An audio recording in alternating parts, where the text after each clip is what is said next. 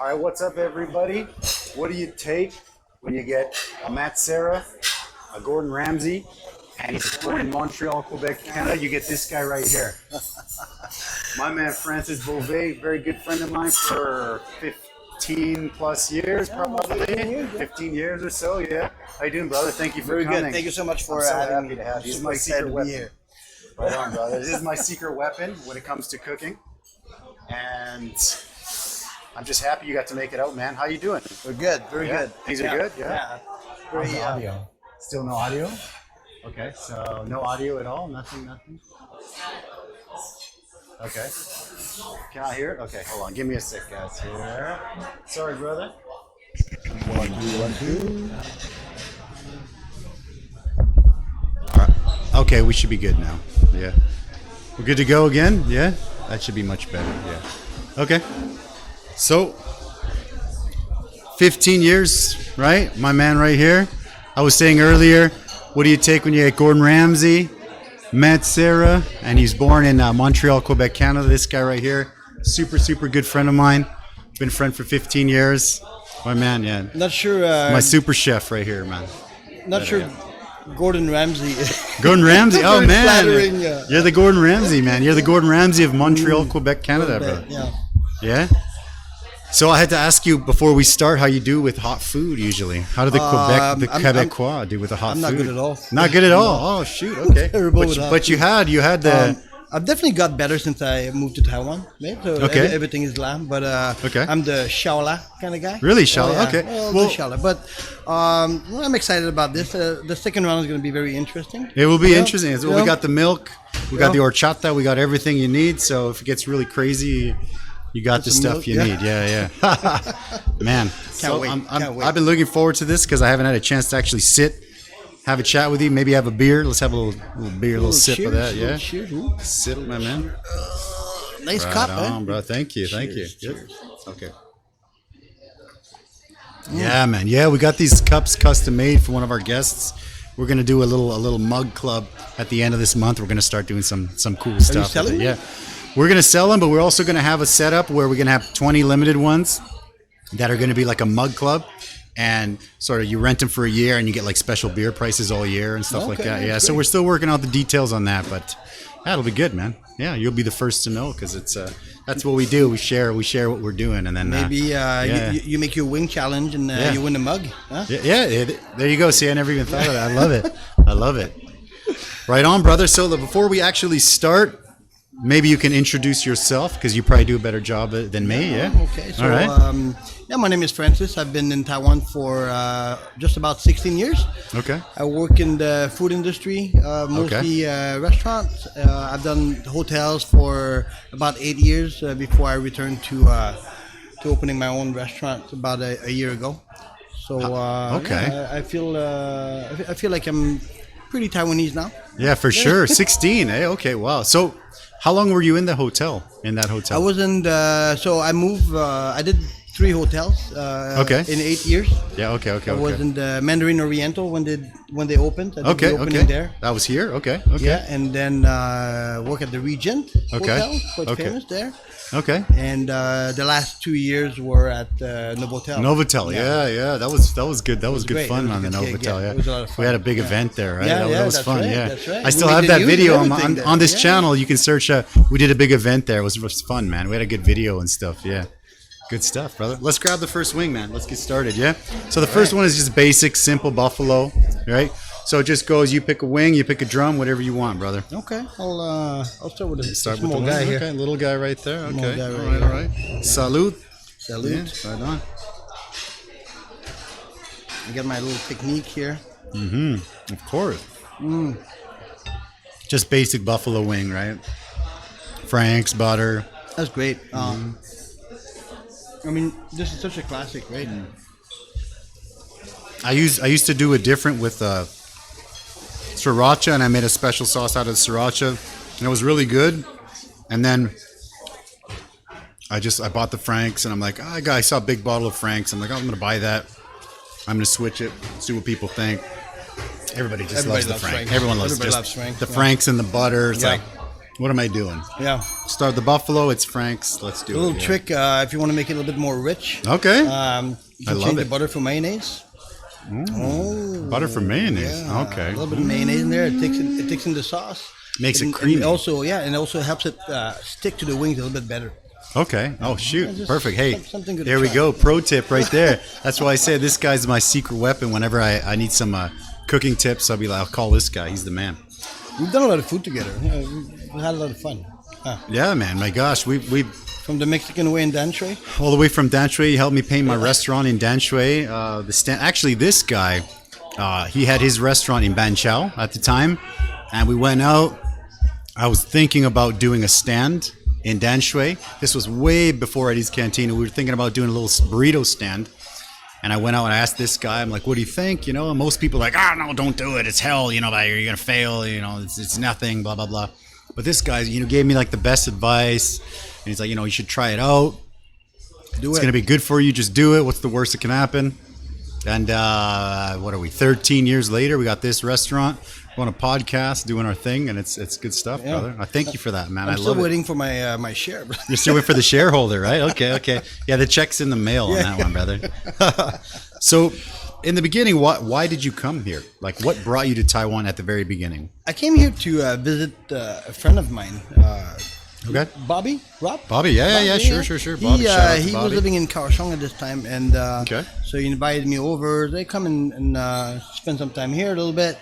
And coming from Montreal, cold. Yeah, it was in the middle of the winter, so I remember landing in Kaohsiung and seeing like palm trees, ocean, green trees, yeah. Great. Yeah. And so that was 3 months. Okay. And then I left and I came back and I was like, stayed. Okay. Yeah.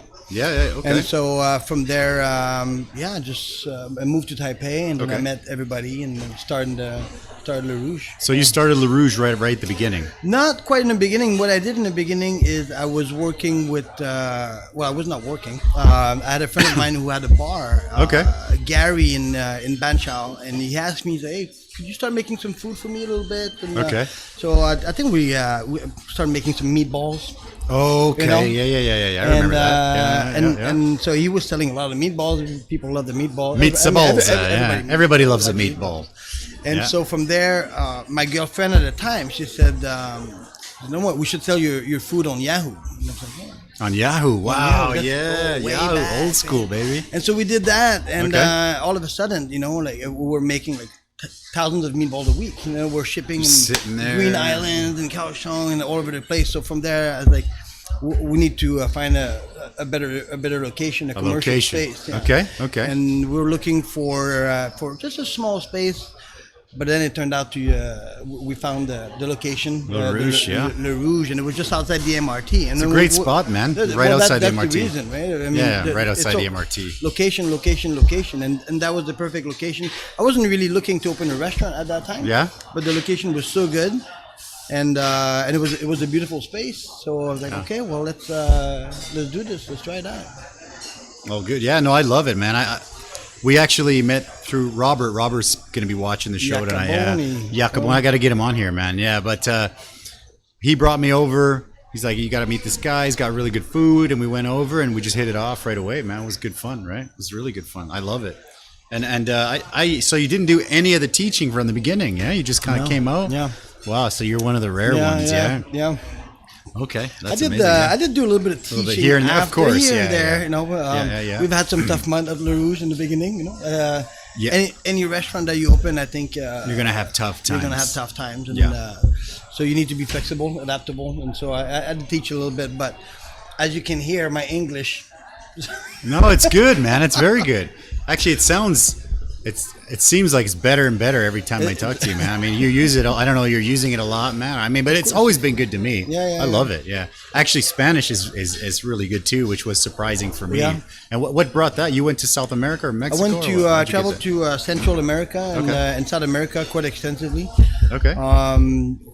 What was down there? I bought cars. from Montreal, and then I drove them to Costa Rica. They're like old safari vans. Okay. And then so we drove them from Montreal to Costa Rica. Okay. And we sold them there for like 3 times the price. Oh, that's a good gig. Yeah. So we did this for I think about almost 2 years. Okay. And then the law changed in Costa Rica, and then you just couldn't do it anymore. How long of a drive is that, man? It was about 8 days. It's about 8 days. Holy crap. Yeah. Okay. It's super fun. Yeah, it's fun. Okay. Not so fun when you get cut at the border at 9 o'clock. When you get to the border of El Salvador, for example, and then they're just about to close, and you get cut there. Oh, okay. A little bit less fun. Yeah, of course. But, Jeez. 8 days, my gosh. Yeah, we drove to Mexico once when I was a kid. I was around 12. Yeah. It was a long drive. It was a pretty good experience, but I don't know how many more times I would like to do that because it was pretty rough. Yeah, it was pretty rough. Yeah. Brother, let's get the next wing in. I got so many questions for you. What do you want to do, drumstick or you want to do wing? I'm going to get the drumstick this time. So what are we eating now? Yeah, this is like the garnish. Honey chipotle. Nice. So this is one we kind of made at the very beginning.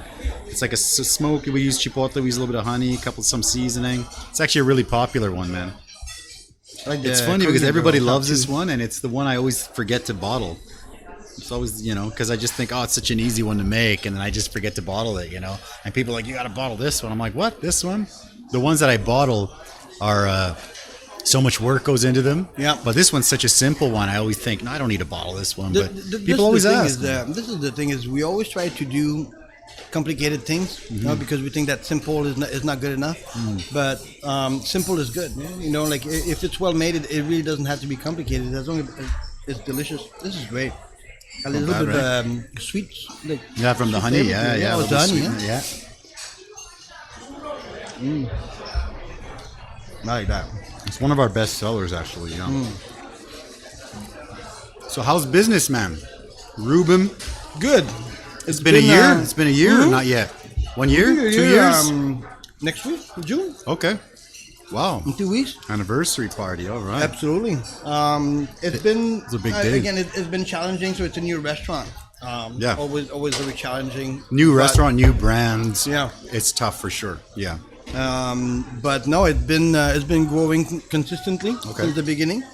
Of course, with the COVID-19, March has been very difficult. Sure, of course, and the reason why I wasn't actually looking to open a restaurant, but I was having lunch. Yeah. You didn't realize it till now. Exactly. I keep getting caught in that circle. Yeah, sure, man. Yeah. But I was having lunch across the street from where my restaurant is, and then when we walked out, we realized that restaurant has closed down. And it's located on a really a nice little street. I love the location. Yeah, it's a great location. Yeah. And it's right next to the Sheraton Hotel. Beautiful. So there's no other Western restaurant around this. Sheraton's close. I didn't notice it. Yeah. Okay. Just a few-minute walk. Okay. Beautiful. So all the engineers that works in the Science Park, they're all stationed at the Sheraton. People always tell me you got to do something in Shinju. Yeah. Absolutely. I mean, and not only that, but Shinju. I mean, it's a little bit more remote. It's a bit more quiet, but for like business-wise, it's one of the highest salary per capita. Only engineers live in Jubei. Really? Okay. Jubei. Yeah. So you have people that have a higher income, spending power. That are spending power. Yep. So it's good if you're able to do something a little bit different. That's something that's attractive. Then you'll get a good business. It's pretty refreshing, I think, right, to find an area where you can do something. And I mean, you don't need to. I'm not saying to jack the price, but if something costs you a lot to make, and you have to sell it a little bit higher, that people are like, okay, I'm happy with that. I mean, because I remember when we did, we were in Danshui in the beginning, and Danshui is great, and we love it there.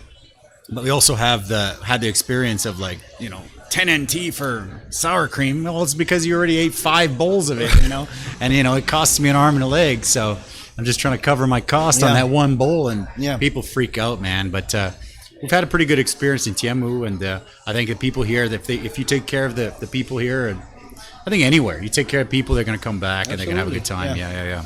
But in terms of price too, the thing is, in Taiwan you can have a full meal and something very delicious. Yeah. And you can feed 2-3 people for under $300. Sure, for sure. So when you walk into a mid upscale restaurant that sell something for $900 or $1,300 for a meal. Sure. Yeah. So you need to have the people that are able to pay for this. So in Ban Chao, it wasn't quite the case, either. But, It's similar, I think. Like, I mean, maybe not quite as Dan Shui, but you get that. I mean, I remember the problem in Dan Shui. At the end of the month, everyone calls it Eddy, right? Nobody has money, right? So that's one of the terms that I learned in Taiwan, Eddy, and I'm like, Eddy, what does that mean? And they're like, well, everyone gets paid on the 5th, so end of the month, no one has money, so no one's going out to eat. So you always have that dip at the end of the month.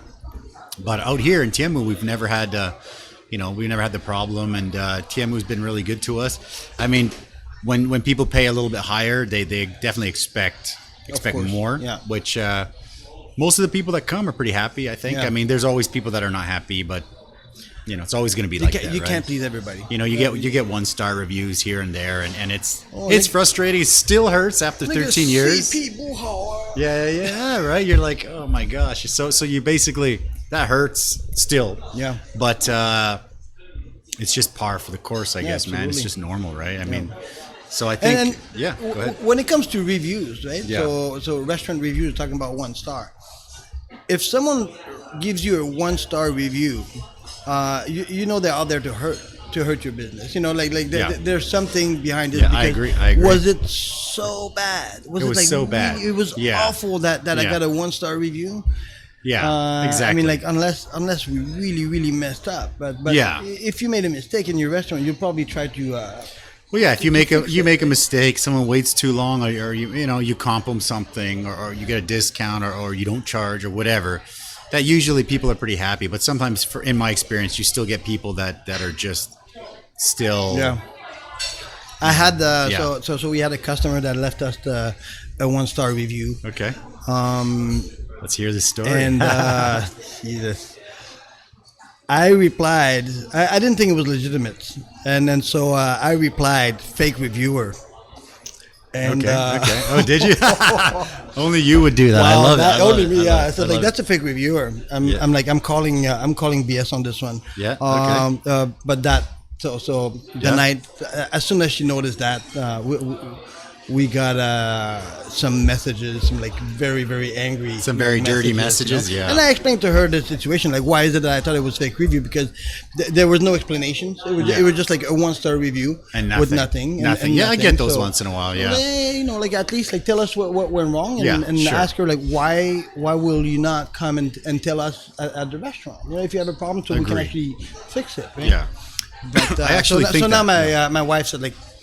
No more reply. No more replies. Yeah. I mean, I tried to respond. We got one like last week or 2 weeks ago, and they were just saying, something about quality and something about quantity and stuff like that. And I was like, what? Okay, cool. We'll check it out. Okay, thanks. Hey, we got a comment here. Hold on. I'm spying on you guys. It's Robert. What's up, Robert? Hey. Hey, don't forget to subscribe, man. Don't forget to subscribe. Did Robert hook up your sound here and everything? Yeah, of course. Of course. Robert's the guy, man. If you guys ever need a sound guy, we got your guy. You PM me, and I'll introduce you to the best sound guy in Taiwan. Yours too, right? Tell him we send him to you, and it'll work for free. Okay. Hey. Oh shoot. Yeah, we get a cut. So yeah. So Robert has a question. He's been asking business owners, with the location that you choose, are you getting the customers you thought you'd be getting, or much different to what you expected? That's a great question. Yeah, it's a really good question. We did in the beginning. We did all the way until March. Okay. Because we really cater to the customer from the Sheraton. Of course. And being the only Western restaurant in the area, I was like, wow, we're really we should do pretty well with this. Sure. But now, since there's no more engineer coming from elsewhere, that we really had to change a little bit our strategy, Yeah. And so we redid a new menu. And so, I mean, it was quite a time, so we wrote a new menu, and then we started appealing a little bit more to the local clientele. And also, since it was almost 1 year, so start to get to know the customers a little bit. Okay.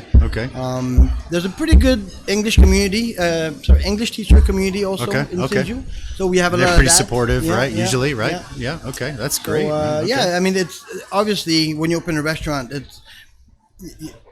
you can't know who's gonna come, right? You Yeah, hope you're you looking hope. for these kinds of people. You hope but so, then yeah. after that, you'll have a whole different kind of group, and then the key is being able to be adaptable, right? And then Yeah, for sure, yeah. and be proactive and make the right decisions or change some things on your menu or whatever it takes to get the people in.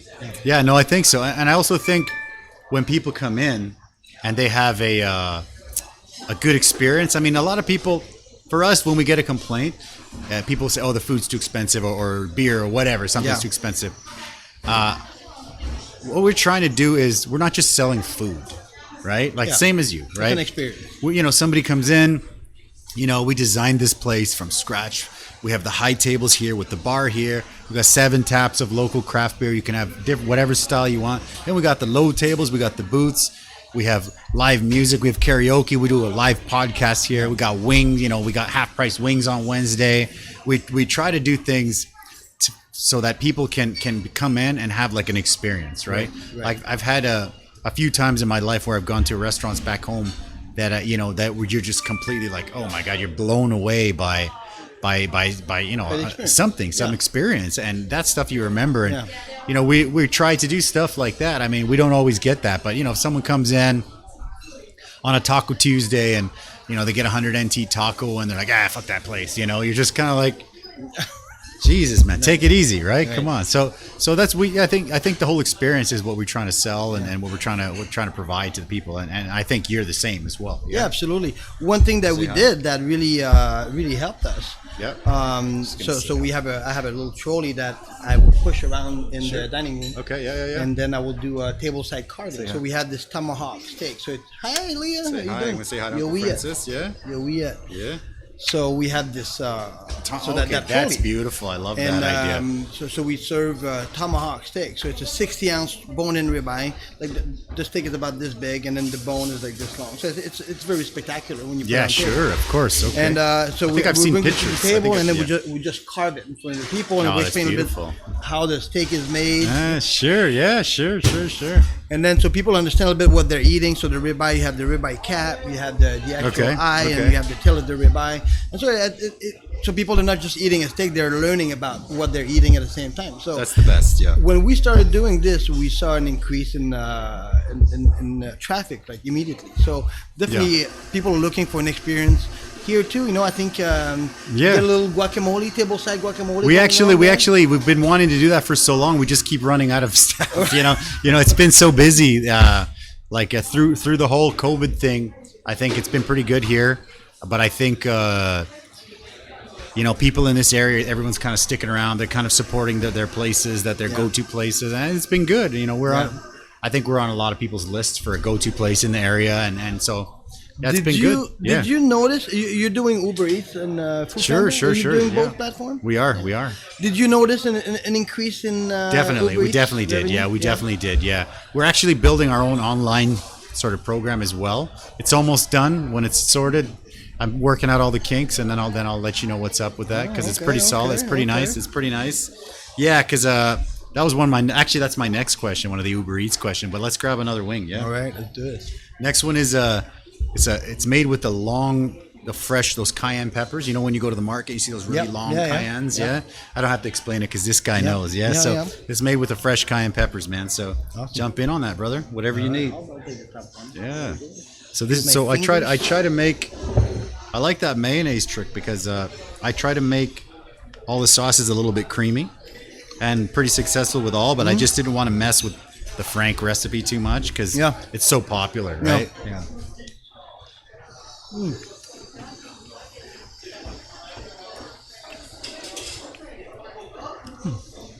Still doing pretty well here.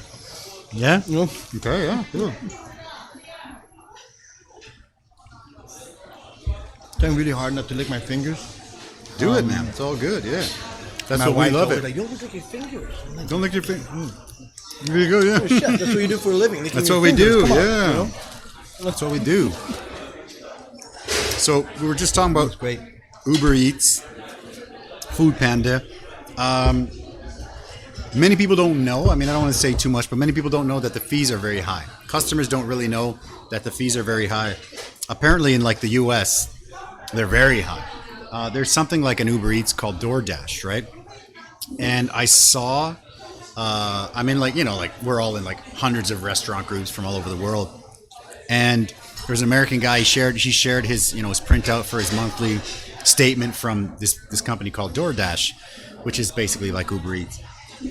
And it said, the total income, spent with DoorDash this month, $1,037 US, and then it's just like all these little deductions, and your take home was like $327, which is like 70%, which is crazy. Yeah. That's crazy. So the fees are really high, but they're still good for certain things. I still think that they're still useful for certain things, but one guy that I know, which happens to be this guy, was able to do something pretty clever with that system. Yeah, so well, maybe you can just explain that a little bit. So Uber Eats or those delivery system is definitely going to be changing the way people eat. I mean, we already see it. Sure. And especially with the COVID-19. Sure. Thousands and thousands of people have been really kind of resourcing to that and to feed themselves. Sure. So it's really becoming a habit. Yeah. Like you say, for a restaurant, it's obviously it's a little bit damaging because like the cut they take is quite high. Yeah. But you need to Not you need quite to adapt 70%, yourself. but very high. Yeah. Uber it's a numbers game, right? So you need to sell quantity. As long as you don't need to add any more staff into your kitchen in order to provide with this service. If you're able to do this with the staff you already have, then at this point you'll be able to profit a little bit. Right? A little bit, yeah. But yeah, so in the US, there's this thing that they call the virtual kitchens, and the virtual kitchen, what it does is basically it's just a kitchen. Right? So it's a delivery kitchen, a ghost kitchen. A ghost kitchen, yeah. That's so one. you don't really need to. You don't need to have any service staff, right? And all you need is a kitchen. So your cost goes down by a lot. Yeah, right? no service. Your service staff, obviously, that's very expensive, the electricity and everything. Sure. So when you just open a kitchen, then you really cut on your the camera cost, here. right? Yeah, sure. Okay. So of course, what Uber did in California is they opened a massive warehouse, and then they rented all these restaurants into that warehouse. Oh, okay. So then all the food in that area comes from that warehouse. Oh, wow. Okay, so, okay. A good friend of mine, Etienne. Do you know Etienne Marais? Yeah, I don't know him, but I know of him because he's the South African sausage guy, right? Barbecue master. Yeah. Sure. So Etienne was, I've heard amazing things about him. Yeah. So he was telling me about this, and then so we discussed, and we realized that we can actually do something very similar here. Sure, of course. So you can have. So for example, you have a taco shop. Well, here you're very busy, obviously. Yeah. Business is so good, you don't even need to do that. Well, it's okay. So let's say like from the same venue, you could just open a different brand. And let's call it like Eddy's Pizza, right? Or Pizzaiolo. And all of a sudden now you're selling pizza and tacos. The thing with Uber Eats and those platforms is that you have a delivery radius of about like 5 kilometers. Yes. Right? Yeah. And so if Uber Eats has, for example, 100 restaurants in that 5 kilometer radius, you by having one, you have 1% of that market. Yeah. Now, if you open a pizza shop coming out from the same kitchen, and if you open a poke bowl shop, that's on my list. We do. Yeah, sure. Yeah. So this is one of the things that we did is so you're upstairs, your second floor. Second is floor like a huge just kitchen now, or not yet. We're expanding slowly. Okay. Now what we do, so we have a few brands. We have a burger brand, we have a pizza brand, or local brand. Okay. Like Reuben Bistro. Also, we have roti sweet chicken. Oh, that's right. I've seen those videos. They look great. And then Poke Express, so poke balls. Okay. California, kind of a Hawaiian rice dish. Sure. I bet those sell well, man. They must be selling. Yeah, people love this. Of course. Taiwanese people, they're great for lunch. And they're very fast. You don't need to cook them. It's like a biendang, but like a nice one. And if you deserve an area that is health conscious, Yeah. then that product will sell very well. Okay. Beautiful. Now Ernie, yeah. What's Ernie up to with that he's stuff? doing Yeah. poke bowls. Is he? Okay. Out of also. Cheers. Yeah, Shout there's out to Cheers. Ernie So and he's got his Cheers. pizza going on, and then he. Okay. And then so we started working together. And How did started that partnership happen? Through the tequila. I get his tequila. He uses right? tequila, Don Ernesto. And so we're just discussing about business, how's business. No, it's a little bit slow here, a little bit slow there. And he was telling me that he was doing Uber with his shop. And I said, well, I've been doing that too. And I have this brand that I'm trying to to push a little bit. So he's like, well, tell me about it. So I went over there, did a little food tasting together, and he's like, okay, let's do this. Okay. And so now we have another branch probably opening in Kaohsiung, and hopefully looking at Taipei. Together, you guys, kind of, Well, or we're trying to you? do You that kind of, together, yeah. yeah. Okay. Yeah. Nice. Kind of. And I think the key in Even the load a this little bit. industry right now is really to be able to work with as many collab, people yeah. as possible. Right? I think so too. Yeah, because I mean, I also feel that way with. That's one of the reasons that I'm doing this show, right? Because there's a lot of cool people doing some cool stuff out there. There's good chefs and good restaurants and good people. Yeah. But sometimes, maybe they just get busy, and it's just the way it is. But I mean, I'm trying to take one day a week and promote people doing good stuff out here, because there are good people. I mean, not everyone is a good person, obviously, but there's a good amount of people that are. They're just trying to do what you're doing, right? There's this quote from Conor McGregor, right? Somebody asked him, if you do you hate your opponents? The guys you're going to fight, do you hate them? And he says, how can I hate someone with the same dreams as me?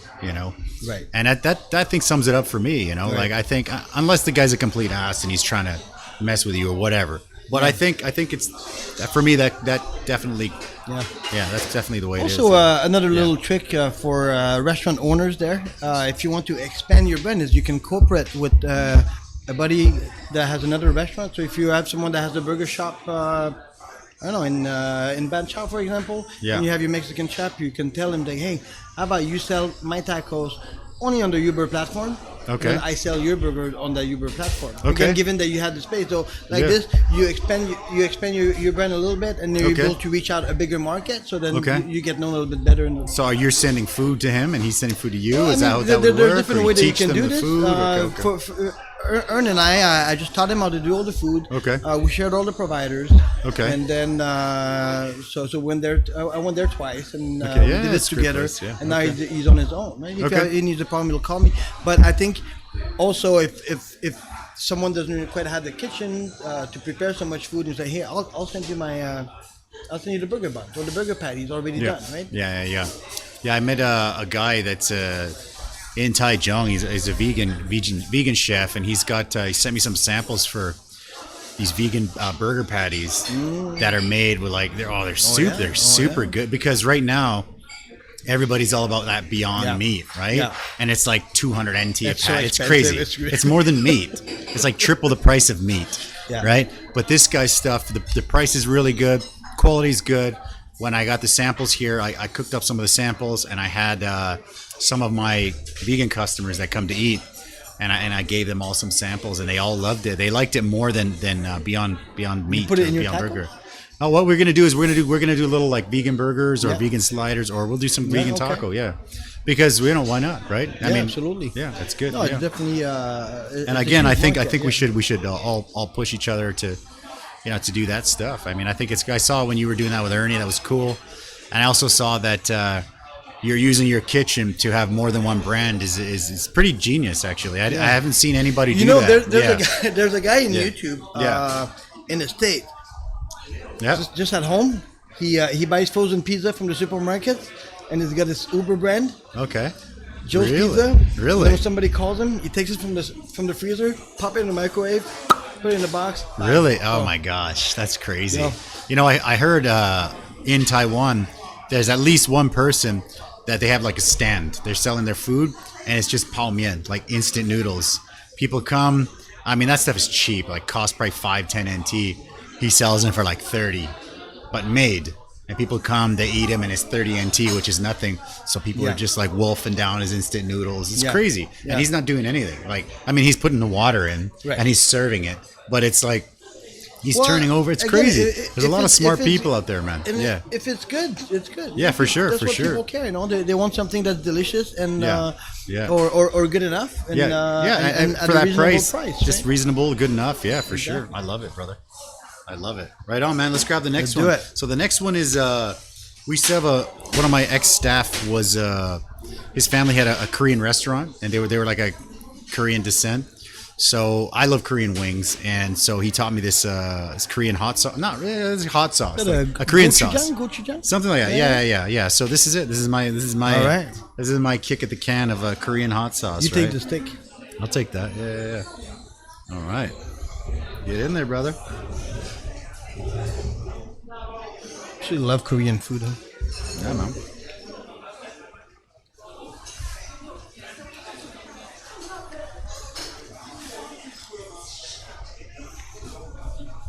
It's okay. Hope my wife is not running. There you go. Yeah, you got to do it. Yeah. Oh, that's good. We love to see that, man. You know, That's as a definitely my favorite. as a restaurant, right? There you go. Yeah, it's different, right? It's more original, right? So I mean, as a restaurant guy, when you're tired, you're in the kitchen, you see somebody outside eating the food you made, and they nod and they're like, oh yeah, it's a great Yeah. feeling. It's like Yeah, the best absolutely. feeling, man. I Yeah. love that. Yeah. Where do you originally get your cooking skill and your cooking passion and the whole chef? You know, everything about you is food. Yeah. So where did that come from? Family was in the restaurant business. Okay. And my grandma was, that's all she did. And she also worked in the restaurant. I remember when I was a kid. And she would just cook all day long, all the time. And so, I mean, I was always surrounded by food. Okay. Good And then, food. yeah, By good it's food. great. By And, good and food. then, so We get spoiled I a started little bit. working at 12 years old. I was washing dishes. in the Beautiful. restaurant. That's the way to do And it, then, man. I love and then that. just got from there. Yeah, and you start water, smelling the some food, water. tasting the absolutely. sauce, right? Yeah, yeah. Okay. And so, I mean, I washed a lot of pots in my life. You know, I still wash a lot of pots. Yeah, we still do, Yeah. right? You know, I always tell people that we, as a service industry, but especially the restaurant industry, we're kind of like society's whipping boy, you know, like because we're always, you know, people have a bad day. You know, what do? They go out for a beer and some food, and you know, if it sucks, you're going to hear about it. You know, so we obviously. It's a love-hate. I love the hell out of this industry. I love the business. I love meeting people like you, other chefs that are they're really good at this stuff, because I love good food. I enjoy good food, and I think you do too, right? Yeah, It's one of the absolutely. best parts of my And- life, man. and I don't the need to thing- buy no fancy cars or not. I just need a nice meal. I'm happy, man. Absolutely. Yeah. Right on, brother. How about we're made it halfway through. Those ones are not spicy at all, right? I don't think, right? easy. Yeah. Easy peasy. So what we're gonna do now is we're gonna jump on. We're gonna do a quick Street right. Fighter. We're gonna cut those lights real quick here. Just give it a sec to boot up. Sound will still keep going, so we're good to go. Yeah, give it a second. All right. Oh, glasses are coming out. All right. Okay, hold up. Boom, let's get that on there, yeah? All right, hit start, brother. So you play any Street Fighter in your life, or what's that? A little bit. Hit start, yeah, that one, yeah. There you go, you're good. Golden. All right, choose your guy. choose Ken. my guy. You going Ken? Yeah. All right, okay, Ken and Ryu. There we go. Let's get this on there, yeah? Boom. So yeah, halfway through, clear the air a little bit, a little Street Fighter, right? Okay, hold on. You want to find your buttons or what? Yeah, I'm good. Yeah. All right. Good? Yeah. Why I can't So move. we'll Oh, wait. this one We'll here. wait There for you go. round 2 to come out. Have a quick game here, and then we'll keep going. How's it going, man? So far, no problem. Having a good time. Loving it. Yeah, man. Never really good at you know, like I've never owned Any a video game co- system? a game Really? console in my life. Never. That's I amazing. think I'm the only kid that of my age I've never even owned, not even a Nintendo or. Really? Used to go to, nah. Wow, Used that's to go to my pretty friend's cool. house and play Super Mario Yeah. and Super got in- Mario. Yeah, we got Mario. that. Yeah, that's a Then good I one. got later on. I think I got into. Yeah. I That's got all good. into Tigerwood, Okay. Yeah. Okay. Tiger Vision. Okay. Yeah. Nice. try again. No, it's all good. Things are good. Things are good. Yeah. But I remember I used to go in arcades when I was a arcade. kid. That's why this game, right? Arcades, right? Yeah. When you're a kid, you go into the arcade and you're just like, oh yeah. Oh, you see that? My favorite game was What's that? Tetris. Oh, really? Yeah, Tetris. That's awesome, man. And also Arkanoid, I think. Okay. Oh, nice. You got some old schoolers in there. Yeah. Got me there, You man. know, with the ball going. Yeah. That's good. That's the old school stuff, man. That's how old I am. Oh yeah. No, man. It's I think the arcades are something amazing. You know, as a kid, I think that's one of the things that the kids kind of missing here. I mean, they do have them, but they're a little different nowadays, the arcades, right? And everyone's just kind of like, the modern day arcade is like the cell phone store, you know? Yeah. In our days, too. Remember, we had the air hockey? Yeah, sure, you know? Air hockey, foosball, all that stuff, right? Thank you. There we go. Just one more. Oh, that's all right. We'll do one more. It's all good. Well done. Yeah, no, the old days, man. When you play those video games, I used to go in there and used to just love it. As a kid, you save all your quarters, and you put them in there. You know, you go out and buy milk, and you save the quarters. Hit start again. You save the quarters, and you're just like, I can't wait to get to the arcade with these 3 quarters. You know, it's funny, man. As a kid, it's crazy times. Love it though. Yeah, I try to. All right. You know, when I had my daughter, I tried to stop. You know, I stopped all the video. I sold it all, sold everything. But, you know, lo and behold, now we went back to Canada a few years ago, and my nephews are all playing, and they were all playing Switch and all that stuff, and Mario Kart and all that stuff. And my daughter was just like, she loved it, right? So she's like, okay, you know, I want to do that. I want that for Christmas, right? And so when she had, you know, when Christmas was coming around, it was 6 months later after summer, but she was still every day. She's like, I want the Switch, Santa. I want the Switch, Santa. So we did the Santa thing, and it's pretty cool, man. So she got the Switch? She did, yeah. So now we're getting to the point where she's actually really good at it, man. So you play together? You guys play together? Yeah, we do. Yeah, we do. Yeah, we do. That's fun too. Yeah, we do that, and actually, it's crazy because right now with YouTube and all that stuff, she wants to do a little channel. You know, she's gonna do a little channel. So maybe in the summer. Daddy, Yeah, she you know, why not give it a shot, right? I was actually thinking we're gonna get a little churro machine, which is a little churro press, one. Yeah. And then in the summer, maybe we're gonna I'll teach her to make them. And she can sell churros and make her own little money and stuff like that, you know? Because she wants to do that. Little churro stand in front of the restaurant, right? On the weekends. And so, yeah, brother. Yeah, so that's what we're going to do. We good? Yeah? Switch it up? Yeah, we're done with that. Okay. Yeah, so let's... Hey. Can you turn this on? Yeah? Are you back? Okay. We're going to do a little churro stand. So it's going to be good, brother. It's going to be fun. She's back. You say hi? Okay. Nice. Yes. Beautiful, man. Easy peasy, right? So let's get a next one. All right. So this is round 2. You can smell. If you smell, you can smell the spices are coming out, right? So the first one is made with fresh jalapenos. When we can get them, we either make poppers or we make a big batch of this hot sauce. So get in on that, brother. Level is going up for sure, though, on these. There you go. Well, that's funny because people, they think it's guacamole, and I'm like, no. And they're just like, and I'm like, ooh, that's not guacamole. Yeah. There you go.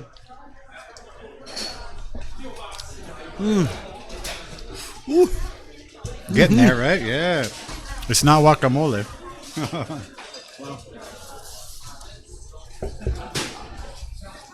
probably won't leave my finger on this one. Want a wing or what? I'll ask your mom to make you one. Go. Or I'll save you some later. Go. So, we were chatting before, and do you have any stories about any maybe cooking for celebrities or something like that you want to share? Were you ever have a chance to cook for some kind of like famous celebrities, worldwide celebrities? And how are they? Like picky? And there you go. Yeah. And were they picky and stuff? Picky celebrities or? Wow. Welcome to round 2. Yeah. Yeah. It's hot. It's hot. Yeah. Well, because what we do with that is we use a lot of fresh jalapenos with that. No kidding. So we got horchata, milk, water, beer. Man, choose I'm gonna choose go with whatever beer. you want. Beer. You can get wine if you want. Oh. Yeah, baby. Gotta do it. Yeah. Maybe Okay. milk. Yeah, that's why the milk's there. People are always like, "What the hell, milk? What are we doing?" And then when the milk comes out, they're like, "Okay." Oh, one of the best glasses of milk I've had. Exactly. Yeah, I might take a swig of this horchata actually. So, So any celebrities that you've cooked for? yeah, well, I cook for a lot of politicians.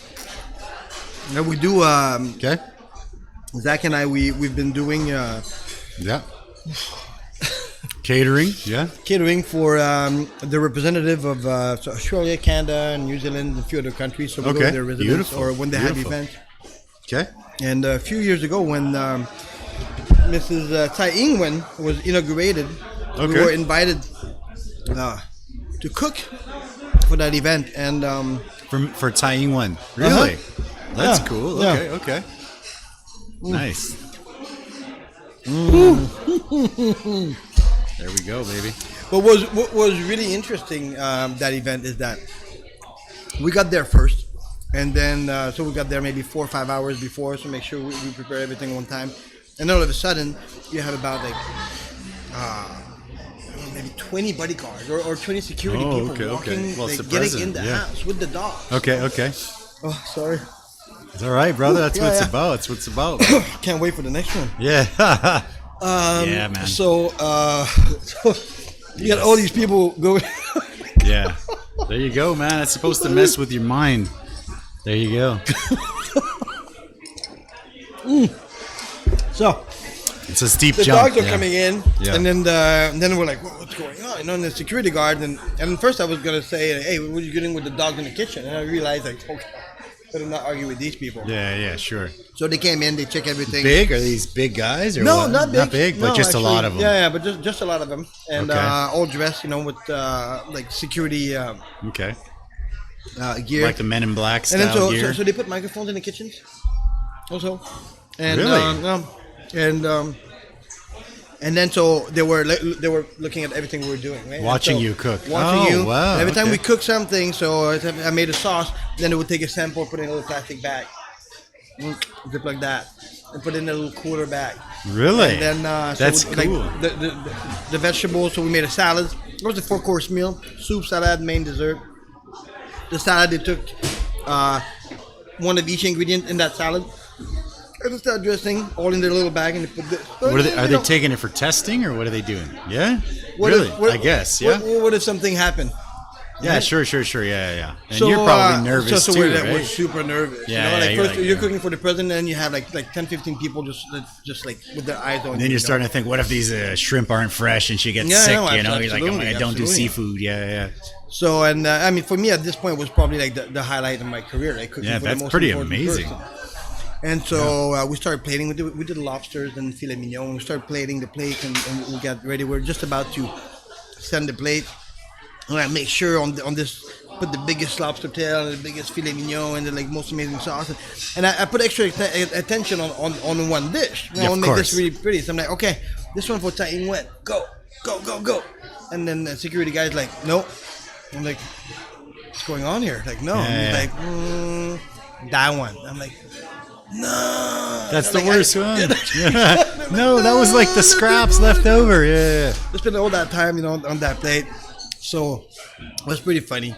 And then after that, she actually came in the kitchen and shook her hand, took some pictures, said it was delicious. Really? Oh, very that's nice, pretty crazy. Very friendly. Wow. Yeah. Okay, wow, that's cool. And That is a so pretty. that was a very interesting one. Guns N' Roses. Guns N' Roses, here yeah, or in Canada? in Taipei, when yeah. they came to do their thing Yeah, here. I was at Okay, Novotel. Okay.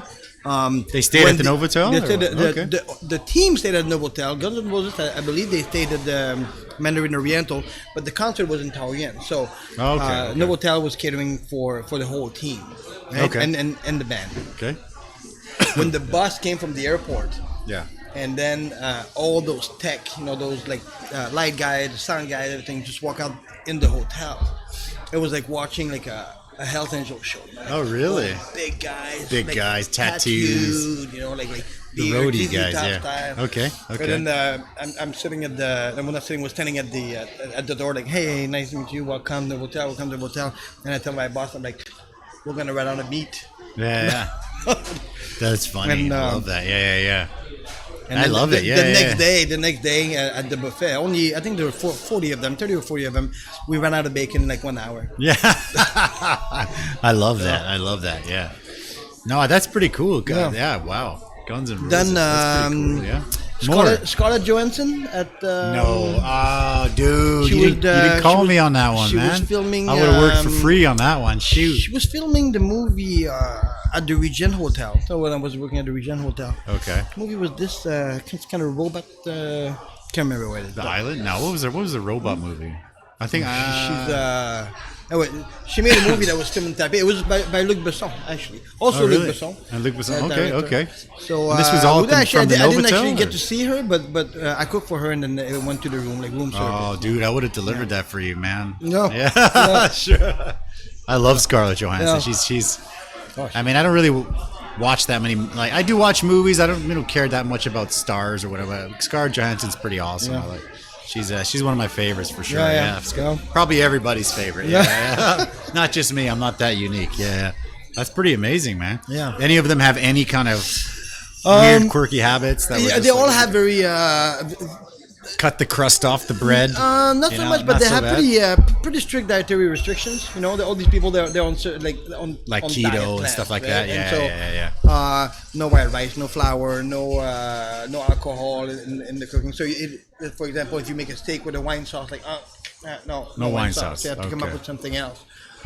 Generally speaking, and we receive these dietary restrictions usually a month before, you know, so we know they're coming, and so we get all the. So that's okay. So we can prepare ahead of time. Yeah, that's good. Very cool, man. I love that. Very cool. Yeah, it's fun. I mean, it's always impressive also when you get to meet these people and then they come to you and they're like, "Oh, thank you very much. That was delicious." And you're just like, Etienne. I was talking about Etienne before. Yeah. He cooked for Anthony Bourdain.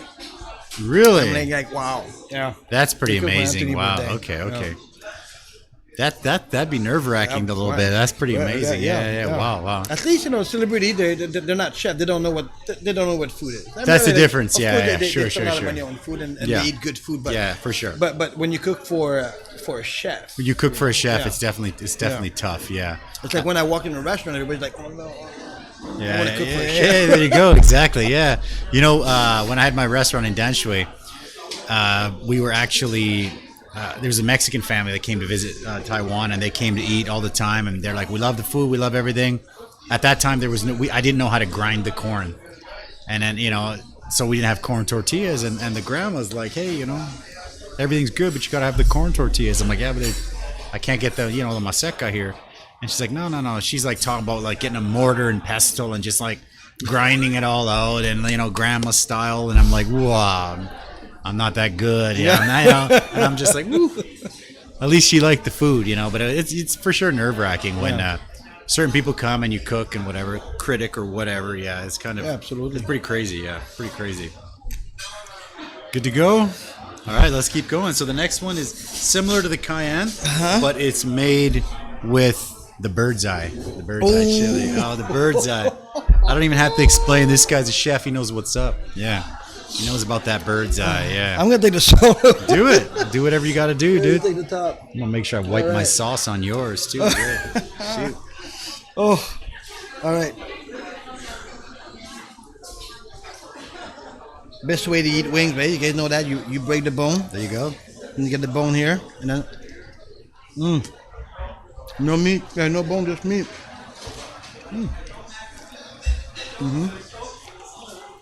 Oh, no, it's not too hot this time. It's fresh, right? So sometimes it's up and down, Okay. So when you go eat out, okay, not too bad, right? Yeah. So when you go eat out as a chef, you're saying people are like, "Oh, no, chef, we're cooking for a chef." Are you able to just kind of sit back, enjoy? Or when you eat something, you're like, "Oh, this tomato is almost bad," or this chicken wing's overcooked, or he cooked this taco and then the heat was too low, and now the tortilla is like a cracker. How is it with you as a chef? Well, here's the thing: is I'll never go eat something that I can cook at home. Okay. So I mean, I don't do Mexican food, so I'll come here and get some really Mexican, enjoy my dinner. Sure. If I go eat something that I would cook at home, like a steak, for example, or pasta, or pizza. So you never go out for something steak? Like No, never. Okay. No, It's unless I go to a like Morton's. Morton's. Yeah. So Morton's, an upscaler. Yeah. Unless I go to a place like this, but then you end up paying like $5,000-$6,000 for a steak. Yeah. Otherwise, but I'm not a picky eater. Okay. I'll eat pretty much anything. I usually eat Taiwanese food. Okay. I love dumplings. Oh yeah, I think everybody loves dumplings. Dumplings are solid. My favorite though is the Hongyo Taoso. Like the shrimp dumpling in that red spicy oil. Oh yeah. I love that stuff. For sure. I'll eat that almost every day. Yeah, that stuff is good. Yeah. Noodle mian and stuff like that. So okay. I'm not. Fan I'm of the local stuff. Guabao is good stuff. Yeah, Guabao good stuff. Is nice. Yeah. If the For pork me, I'm is more. done right, I'm more picky about the experience, the service. Okay. Give you here's a little story. Have a So story, they just opened the new Gordon Birch in Sinju. So my wife and I went there on Sunday and said, let's go try it out. Beautiful restaurant. Oh, for sure. A lot of money. Oh yeah. And so she ordered a flight of beer, a little taster, with chicken wings, and I ordered a full rack of rib and a margarita. So the beer comes, so she's like, she drinks her beer, and I'm like, let's share a little bit. Taste a little bit of that. Sure. 10 minutes later, her chicken wing comes, and she's got the wings, and then my rib comes. I'm like, I'm hungry. And yeah, you're excited. I'm so eating the ribs, and I'm getting thirsty a little bit. Yeah, of course. Yeah. So I wait, and I don't want to. Because you're in the industry, you don't want to be like, hey, where's my beer? And then the minute I do that, my wife's like, what are you gonna say again? She's watching me. She knows you're gonna go Gordon Ramsay on that. And so we're sitting at the bar. So I was just waiting, and then I was waiting to see a manager stop by. And then the manager came. She was doing some things at the cash register, and she turns around and I was like, hey, excuse me. So what's that? I'm like, how long does it take to make a margarita? She's like, that usually take about 5 minutes. I ordered mine 25 minutes ago and haven't received it yet. I finished my ribs and then the wings. She's like, sorry. It's not a dessert. She made a margarita, came back, it took 2 minutes, she put it on the table. She's like, very sorry about this. I'm like, no problem. Put the bill in the glass. Later on, we paid the bill. Boom, margarita, checked out. They didn't charge me for it. Okay, right? So okay. So here's the thing is that you can. It's not really complaining, but you can tell people. You can tell your service. Hey, I haven't received my food, or listen, this is subpar, I believe. But the key here is just to always be respectful with the restaurant staff. Your complaint is going to be received so much better if you're being respectful. Yeah. Then you'd be like, that shit, I don't like it. I don't want to take it back. This place, I waited 30 minutes for my lunch. They know you're waiting. They're probably stuck up in the kitchen. Yeah, exactly. But if you just tell them sorry, I'll see if I can give you a little. Some free chips and salsa, right? yeah, exactly. for sure. That's what you got to do, yeah. So that's how you get something, When if you're upset, you tell your waiters, you be polite, say, hey, excuse me, kind of been waiting a bit longer for this. I wonder, is it going to take much longer? Yeah, be reasonable because if you have decently trained staff, then they'll do something about it. Yeah, but I think because, like I said, we're the whipping boys of the industry, right? So basically. Yeah, you come in it happened to us last weekend, I think, or 2 weekends ago. Some people were just super pissed because they waited 30 minutes for their food, but they came in and Saturday night it's full. The kitchen's all backed up.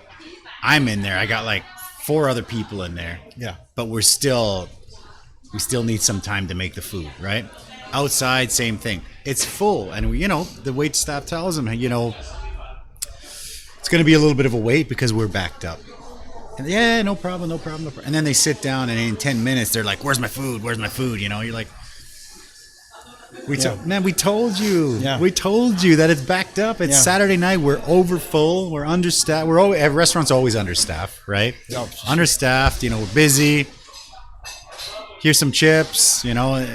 But you know, some people are okay with it. Some people, you know, not so much. But I think the key also is when your customers sit down, you tell them in the beginning. Yeah, Hey, I think so. Yeah, we tell them at the door. Yeah. You know, like it's gonna be a while, man. You cool? Yeah, we're cool. Okay, cool. Yeah. It's like slamming on the table. Where's my tacos? And I'm gonna go in there and make them myself. Yeah. And you're like, okay. But that's the thing, you know, like when you're hungry, right? You're hungry. You want to Hangry. eat. I want That's some food. right. Yeah, people get hungry. angry. People get angry. They get hangry, right? Yep. Hungry. Hungry and angry, baby. We also had just a few weeks ago a lady that comes in. She's a regular customer, and then she orders from us on Uber Eats all the time. And we'll try, because she's a regular customers, we always like put in a little something A little inside, extra chunk of whatever, yeah. That night we were really busy. She ordered a 10-ounce filet mignon. Okay. Oh, that's such a big piece of meat. Yeah, it It's a takes a filet while. mignon, so Take we a cook while. it very slowly. We start on the grill, finish it in the oven, cook it slowly. So she waited. 45 minutes later, my staff come in the kitchen. And she wants to talk to you.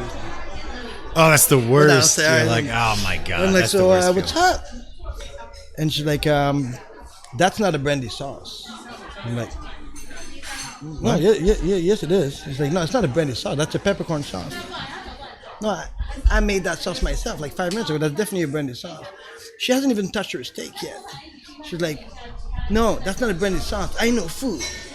And I'm like, Yeah. It's like Gordon Ramsay. Gordon started, Ramsay started to come out. coming Yeah. out. And I'm like, listen, that's the brandy sauce, right? I made this myself 10 minutes ago. You want me to go in the kitchen? I'll show you how I made the sauce, right? It's like, no. Then listen, do you not want this? I'll give you something else. Fine. If you don't like it, just tell me you don't like it. Don't tell me it's not what I made it myself. Yeah. And so I don't want it. Like, and then she gave it to me and she walked away. I got a little bit emotional. Yeah, I love So, it. Yeah, that's why. no I more love soup it. for you. Yeah. Sure. That's funny, man. But in the end, you know, like it's not good for the business. Well, of But- course it's not. Yeah, I know. But the key is just to say, if you're not happy with your meal, just say, hey, I don't like this. Can I have something else? Yeah, for sure. People will change it for you. I mean, I remember I had the other restaurant still. It was lunchtime. There was this family that used to come and eat all the time for lunch. They brought their mom this time, and you know, everyone's eating. Dad got nachos. The mom got enchilada. Oh no, there was enchiladas, nachos, some tacos, something else, and we just started to do a torta ahogada, like a sandwich that's drowning in sauce, right? It's like a spicy sauce, like a spicy tomato sauce, drowning, you know, a sandwich. So this is a dish that it's from Guadalajara, where my family's from, and that's where they make this dish, and it's amazing. It's stuffed It's with typical, onions, and yeah. it's great. Yeah. And you know, it was a bakery that we were able to get some bread that's similar, not exactly the same, but you can't get exactly the same, but something similar. You know, you soak it in the sauce. It's great. You know, the few people that knew what it was and ordered it were super happy. They loved it. They're like, oh my gosh, I haven't had a torta ahogada believe I for can find years. that in Taiwan. I can't believe Yeah. I had that here. Yeah. You know, and then you know, same thing. You know, they're eating their food. You send that out, and I didn't sell that many of those because no one knows what it is. So that's why, you know, sometimes when people say, oh, you know, you should have more authentic things. If nobody knows what it is, it doesn't sell. Okay. So I didn't sell very many of those. Whatever. People that had them loved it. This one lady, she orders it. Okay. This is a special. She gets it. One bite is gone. Okay. Oh, she wants to talk to the chef. And I'm like, oh, it's the same feeling, like, oh, fuck, oh my God. And then you're thinking, what happened? Enchiladas? No, those were good. Everything's good. I'm like, everything's perfect. I'm like, no, I made almost everything. The torta ahogada, I made that myself. Okay. I go out and I'm like, hi, what's up? She's like, you know, we come here all the time. We get nacho enchiladas, fish tacos. We love it. But this, she points at the torta ahogada, you know, this is not Mexican food. And I was like, excuse me? And she's like, this sandwich is not Mexican food. I said, well, sorry, but my family is from, where my family comes from, Guadalajara, which is like, you know, as Mexican as it gets. This is like the street food, the typical street food. Everybody loves this. It's kind of like the specialty of the region. Mine is definitely not going to be as good as the one you would get in Mexico. But we're trying something new because this is something that I miss when I go to Mexico. And she's like, yeah, no, it's not Mexican food. And I said, okay, but this is Mexican food from this region. You know, maybe it's not a region that you're familiar with, but this is a specialty from that region. And she's like, I know Mexican food. I lived in San Diego for 3 months. And she's like looking at me dead in the eye, like, I know Mexican food. I lived in San Diego for 3 months. And she's looking, and then, you know, the Gordon Ramsay. I mean, it takes a lot for me to get there. And I didn't do it. And it was just like, you know, the temperature's going up. I'm like, okay, well, you know, I don't really know much about San Diego, but my family comes from Mexico. And this is kind of how we make the food. Especially this particular dish is probably the most authentic thing that we have on the menu. And she's just like, no. And I'm like, how about I just take it away? Yeah. Well, you know, you can have whatever you want, and it's on me. I'm going to take that away, and you know, conversation over, right? Because I cannot keep this conversation for much longer without exploding. You know, I'm like, okay. And then she's like, yeah, take that away. That's not Mexican food. And then she just wanted to, just like, you know, she's twisting it in your back while you're walking away with the plate. And I was just like, and her family was so embarrassed. Everyone was like so embarrassed. They're like, oh my gosh. And I'm like, no problem. So I took it away. And then, you know, I dumped the sandwich. And then staff's like, is everything okay? I said, nobody talked to me for 10 minutes. I need to stand in the back, maybe put my head in the freezer for a couple minutes. Yeah. Maybe. Nobody talked to me for 10 minutes. You finished the orders yourself. And they're like, okay. And then I come out 10 minutes later. No problem. Yeah. But there are stories and people that are just like, oh my God. It's crazy. You get blown away, man. Blown away, brother. All right, man. Next one. That is made with ghost peppers. Oh. But again, it's fresh, so it can go up and down. It can go up and down, right? That's what they say. Right on, brother. Whatever you need. What's the other one made of? Can I know right now? Which one? The last Trinidad one. Scorpions. And it's like a paste. It's pretty rough. That one's rough. The other one's kind of. It looked, to be honest. Yeah, that's okay, right? Okay. All right. You want the leg? I'll take the big one. Okay, I'll take the big one this time. So that All right. Here we go. Salud. Okay.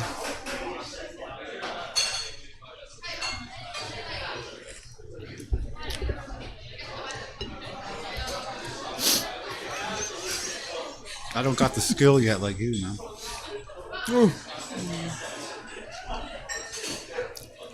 Why am I doing that? Okay, you're good? All right, good. Getting you again. Gotta do it. It's tough because of hot sauce. You make it, and it kind of goes up and down, right? So you never know. Okay. Not bad. No. That's not too bad. Not too bad. So... No, this one. That was rough, eh? Okay. That's crazy. I need to move that up the list. So basically, that one's got the afterburn there. You started washing dishes as a kid. Yeah. You grew up, did a restaurant, did a couple restaurants, went into the hotel business, did the hotel business, executive chef, done all that stuff, but now back to the owner, founder, restaurant owner, head chef. So first of all, for you, what's the difference between being the owner and being like the chef or the head chef or the executive chef? Which do you prefer, and what are the differences? It comes after that one, yeah. People are like, this one's nothing, and then you start to get, it's crazy, right? Yeah. Ooh, little sneaky one, this one. For sure, that's a sneaky one. I'll tell you a hot pepper story later, too, that I've had in the past. The thing... There you go. It's posted. So when you work in hotels, right? Man. You get a fixed salary, so you never have to worry about that. You don't worry about nothing. Great. Yeah. So pros, salary. Pros, fixed salary. Place is empty. COVID-19 doesn't matter. You got your salary. Salaries. Okay. And that's the pro. And it usually is. That's the only pro. The hotel pay pretty well, and then also the schedule is usually pretty. You get your days fixed. off. Yeah. You get your 2 days off a week. That's a pro. No, I mean I don't get that right now. Of course. Yeah, of course. Yeah. Now the cons, especially when you're in the Thanks, upper guys. management, in the hotels you have like big teams of kitchens. So at Novotel, I was managing over 80 kitchen staff. Holy crap, that's a lot. So that's a lot of people to manage, right? It's a lot of personalities and a lot of attitudes, good attitudes, bad attitudes. And out of 80 people, there's always someone who's having a bad day. Yeah, good communicator, bad communicator. Yeah. Okay. So a lot of problem solving all the time. And this is what happened actually. When you get to this level in the hotellerie, is the top looking down. you don't even cook anymore. Right, Okay. you'll design menus once in a while, and then if there's a special event or a special guest, Yeah. then you'll cook, but then you won't be cooking very much. Okay. So that's spicy. That one is. It comes a creep. It's a creeper, man. There you go, brother. Thank you. I'll probably. You take that, man. No problem. I'll grab more So later. the pros, yeah, the cons. The pros. So we're talking the about cons the hotel, yeah. definitely. So like just a lot of stress, right? Like big hotels, so a lot of customers. Now working in a restaurant, and also zero freedom. So when the hotel, when the hotel manager or the owner of the hotel say, okay, we're doing this, that's what we're doing. Even though if the chef's like, no, I don't want to do this, I want something else, like, it doesn't matter. Who cares It what doesn't you matter. want? Yeah, We're doing it. Like, Yeah. that's what we're doing. Okay. And for a chef, that can be quite frustrating because For sure. there's a chef Chef's a special breed, man. It's like an artist. you know what you want to cook. You know yeah. why you want to cook this. Yeah. And usually the person, usually the owner guy or whoever's running it, probably doesn't know food. Yeah. He's doing his job. He's like, they don't know food. Yeah, exactly. And last is that if you want to change something, so in a hotel, like you want to, hey, we're going to change the menu. It takes 3, 4, 5, 6 months to change the menu. Right? Really? Okay. Wow. Yeah. In a restaurant, the cons, no more salaries. No more salaries. Yeah. Right? I mean, Well, it 13 takes a years while. later, Yeah, maybe. Yeah. You know. But Jesus, then all the other things, they're all pros, right? So you have a lot of freedom. You get to cook whatever you want, whenever you want. Okay. You can adjust your operation hours. You get to hire whoever you want. You decide who you work with also, Yeah. right?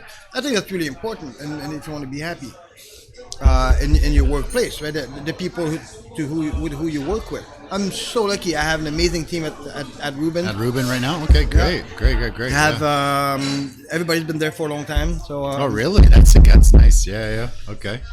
So Knock on that wood and drink the milk.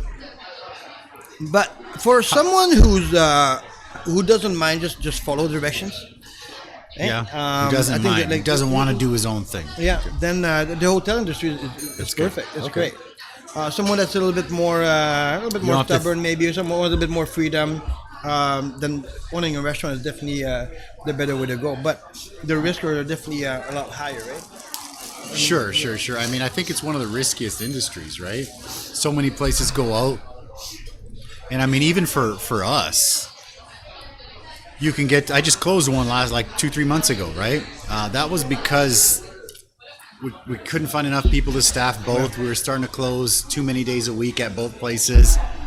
And it didn't make sense in the end. So now we have the one and it's 7 days a week. Yeah. And it's been pretty stable, pretty good, 7 days a week. But I mean, I've had times where, it's like 3 days away from payday. You got to pay, all this money for salaries. You don't have it. Yeah. And you're like, God, I hope this is a good weekend, man. We need to make sure this weekend's good. You're messaging people, come on. Yeah. Hey, we got this special. You have to make sure you're making money that weekend because you got to pay, Even if you have a killer weekend, it's all gone to salaries. And I've even had times where you're hoping for that killer weekend to break even and you don't get it. Yeah. And, you go, you take your credit card into the bank and you're like, hey, max this guy out, and, you get a little bit of a loan, like a high interest loan just to pay salary that month. Yeah. it's we've done all of that. We've been through all of that situation, and it's right. I'm I don't know if you've gone through that. I think most restaurant owners have had to do that. Most business I don't know owners. anyone who's never had as a new restaurateur who's never had to go through that. Yeah, I think it's rough. Yeah. And if you happen to have 3 bad months like this, then you don't pay your staff on time. Then your staff is like, well, I'm sorry, like I also need to pay my rent, so I'm out. For sure. Yeah, which is understandable for sure. I've actually the whole COVID-19 thing. I've found that I mean, it's not a good thing, but I think we've been doing pretty solid through that. But I've also found that people are more careful with sanitary and stuff like that. You know, you go out and sure, it's annoying to go and get scanned and stuff, but there are not very many pluses. But, you know, Taiwan's done amazing. Again, you were talking about Tsai Ing-wen. She did an amazing job here. She's basically saving Taiwan's economy because we're all still open. We're all still, I mean, we're here doing a podcast, eating wings, drinking a beer, and, you know, people are drinking and eating wings. It's pretty. And there's people in the world. There's the U.S., Canada. Places are shut down. Yeah. They can't do anything. I know restaurants. Like I'm in a lot of restaurant groups, and most of the people in the groups from Europe and from everywhere, their country's closed down. So they're trying to see, like, Jesus, what are we doing? Government's giving them like loans, and it's crazy. Yeah. It's a crazy situation. So we've been pretty lucky here. No, but also in Taiwan, I was reading an article. 4,000 restaurants closed down. Oh, for sure. 4,000 restaurants. No, for sure. It's a good time to hire. It's a good time to hire. Hey, the shoe is on. That was another pro. I mean, because usually restaurants we're always looking for people. You basically have a permanent sign that says we're hiring, right? It's permanent pretty much because we always need good people. And I don't want to say the shoe's on the other foot, but now all these people, you know, everybody's lost their jobs, and now it's like, okay, I need people to work. And now we actually have people applying because usually it's like, I live at home. I got no pressure. I can do whatever I want. Or when they do want to work, they're like, I want weekends off. Yeah. Evenings off. I want to work like Monday to Thursday lunchtime only. You know, you're like, what? That's. Would like, you say that crazy. Staffing your restaurant has been the most challenging part of it's definitely for me staffing has been the toughest part. Like, for example, we closed the other restaurant. We had some exclusive dishes from there that, you know, we were bringing here, and it took a while because I needed to train everybody on how to do it. That's actually easy. To teach them how to make the food is easy, but when you're busy and you still got to make the beans, and you still got to make the rice, and you still got to make the masa, you still got to make the flour tortillas, you don't have time to add those new dishes that you're supposed to bring over. And then customers come over and a month goes by and those are their favorite dishes, and they're pissed off at you because they're like, what the hell, it's been a month already. I'm like, man, I'm working 7 days a week. I right now come 3 days a week at about 8 a.m. to make dough. Are you rolling in the dough? Yeah. You know what we're doing, because we have I showed you a little tortilla factory. So we're doing the dough and making like the masa for the flour for tortillas, and it's been good. I actually didn't think I'd enjoy it as much as I'm enjoying it because the restaurant's closed, nobody's here. I put on some Joe Rogan, right?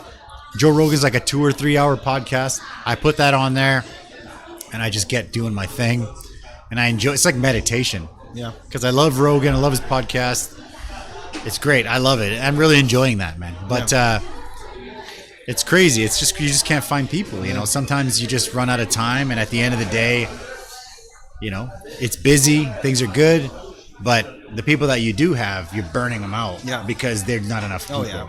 So you're like, you feel bad. You're burning them out. You know, you get bonuses. You buy food from outside. You do what you can, but still, sometimes they're still going to get burned out and leave. So it's a tough business, man. Tough industry because, you know, there are, you know, you could, like, this is not, you know, I don't want to say anything bad about any other industries, but you could stand in the shopping mall, you know, Toilenchi, and just kind of sell, I don't want to say any item, but, you know, sell books or sell clothes or sell something where, you know, someone comes in, you'd be like, hey, you know, how's it going? Try this on, looks good, whatever. I'm sure it's harder than that.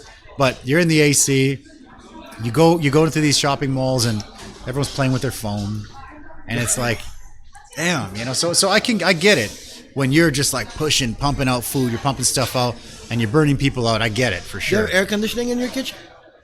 We have one, but it's never on. It's not on. So when they built this place, they're like, oh, we're gonna put a tube of air conditioning. You know, we're gonna put a little vent, and I'm like, no, don't put that in the kitchen. Don't you dare, you know. And they did it anyways. So it's never on. And occasionally I'll come in and it's hot as heck in the kitchen, right? It's hot as hell. And you walk through this one space like this big and it's freezing. And I'm like, who turned on the air conditioner? And everyone's like, you know, so, because, and it's not because I want them to be hot, but, you know, you're blasting the food with cold air. The food's going to be cold. I mean, in the beginning, okay, turn on the air conditioning. All the food comes back because it's cold. Everyone's like, yeah, this is cold.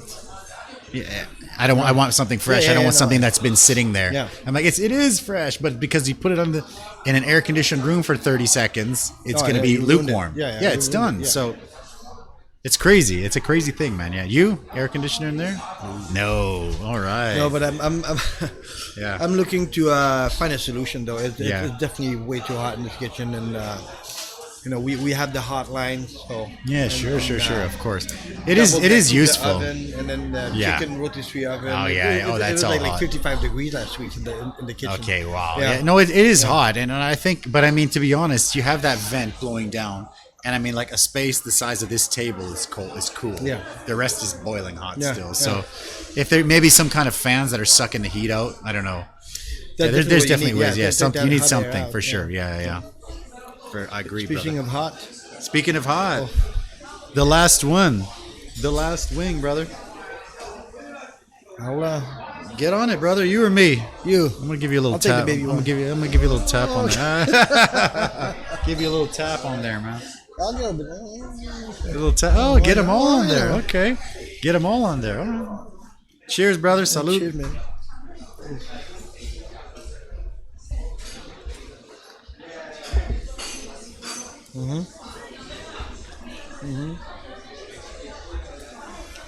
So, I'll let you eat that wing first. I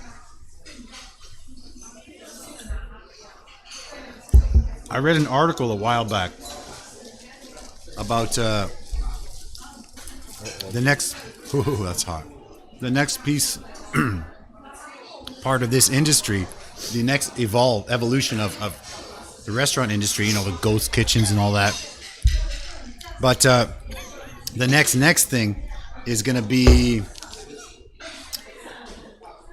like an Uber for chefs. You call you go on the app. I want Mexican. I want, this. I want that. I want steak. I want high end. I want low end. I want whatever.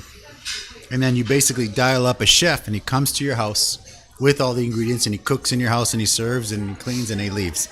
I read an article about that a while ago. I'm pretty sure it's not happening yet. But what's your opinion of sort of a Uber sort of for chefs? I mean, I think The first person I thought of was you because you're the guy. I was like, the thing is, as a private chef, when you go into someone's residence, every kitchen is different, right? And so That's true. You come to this guy's place and there's only one burner.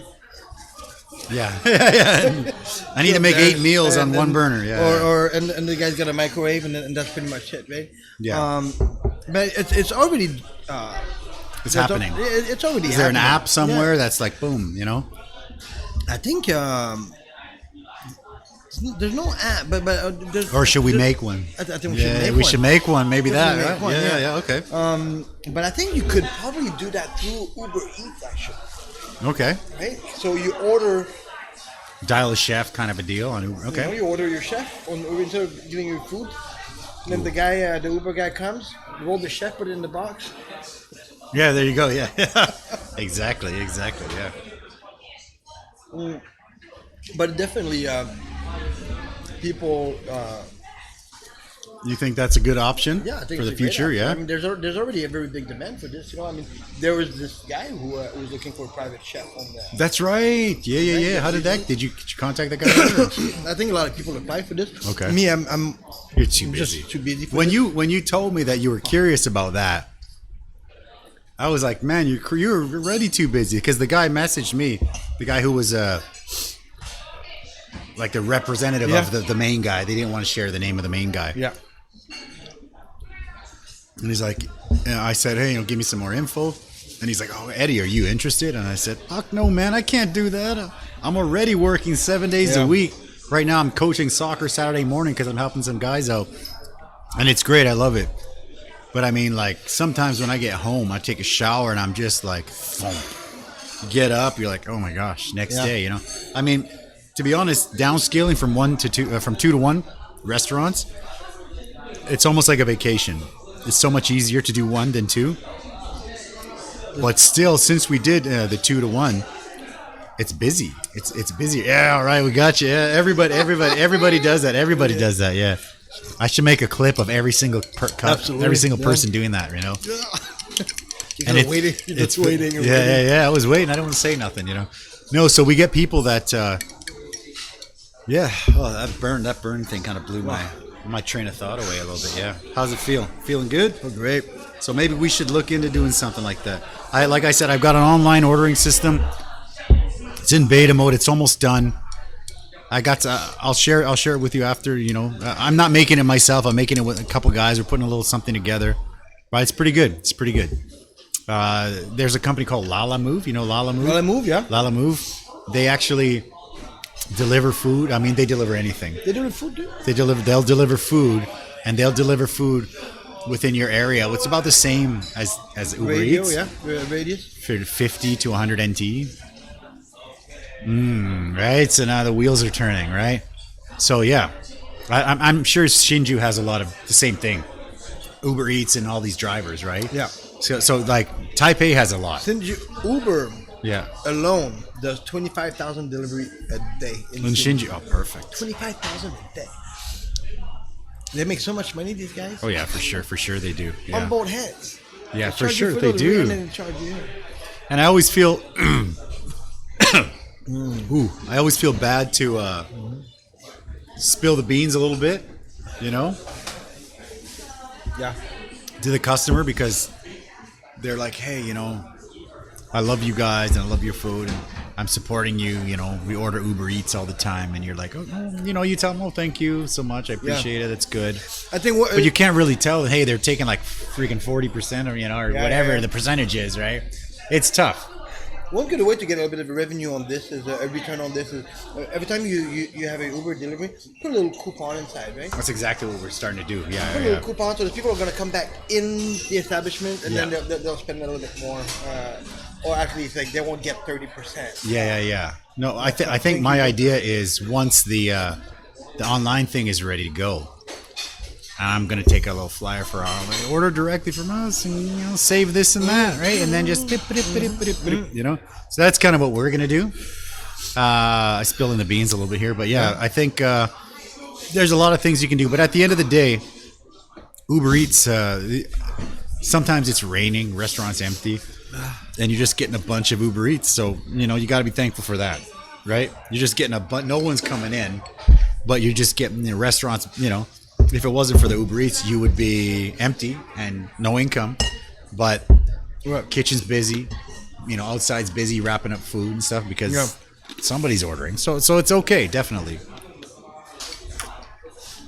How was that last Uber one, Eats man? is definitely what kept us alive in March. Okay. Definitely. Yeah. Okay. So it was a rough month with the COVID and all that, yeah? But, now it's back. It's back. Okay, well, that's good. I'm glad. Well, that's what we were just saying. This business is crazy because you feel, hey, you got it, and then you have 1 month and 2 months, and then it's like, oh my gosh, I'm back to square one. What am I doing here? Oh my God, why did I stop this and that? And it's a crazy business, man, for sure. But we made it, man. You finished all the wings. Wow. How you feeling? Not good. Yeah, sure.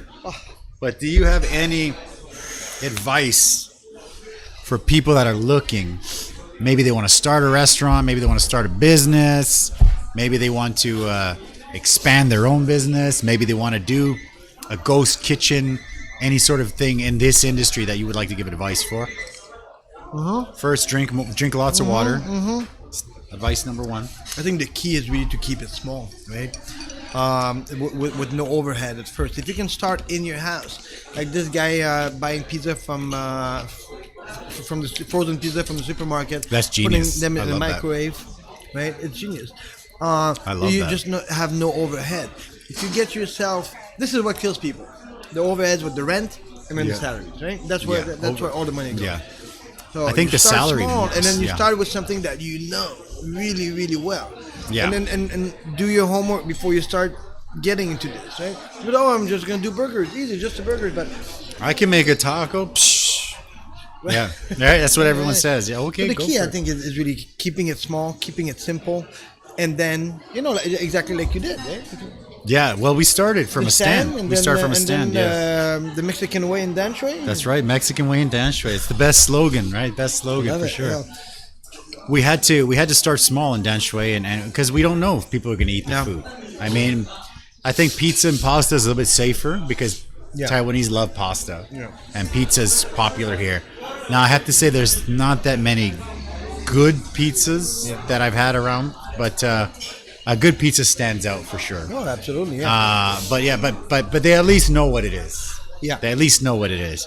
So a lot of our food, most of them, they don't know what it is in the beginning, and then sometimes they like it. A lot of the times people are liking it. Sometimes they don't like it.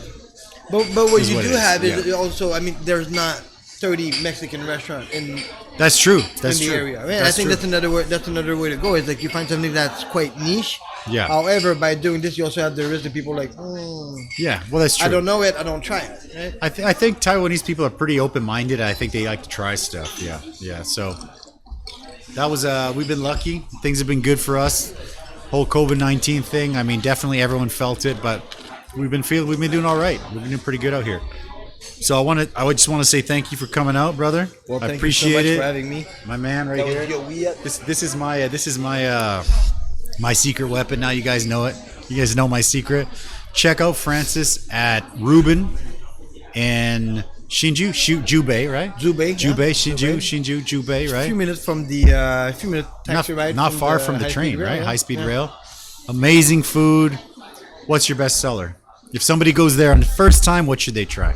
Well, we make our own brisket now. So we make our own Montreal smoked meat. Oh, okay. We work with Buddy there in Kaohsiung for a little bit. Okay. Then Kevin. I've heard of him. Yeah. Great stuff also. So our smoked meat, our poutine. Poutine, of course. Yeah. I don't know if there's any other French Canadian in Taiwan doing poutine. So no, definitely not. No, definitely not. Yeah. Poutine you got king. it. You're the poutine king of Taiwan. Yeah. Love it. And our Cubano sandwich. Oh, you brought it back. You brought back the Cubano. Okay. You know, it's funny because I had a couple recently in the area, and I'm like, what are we doing here? You know, like, come on, what are we doing here? Good, man. We're due for a trip. Summertime, we'll be able to get out of here a little bit. We'll come and see you, man. Yeah, great. Can't wait to have you. Thank you guys for checking out the show. Don't forget to subscribe. In the bottom, we're going to leave a link for Ruben, for this guy. Make sure you like the video. Make sure you have a chance to go out and Shinju, Jubei, see Francis at Ruben. And we'll see you guys next week. Appreciate it, brother. Bye. Man. Thank you, guys.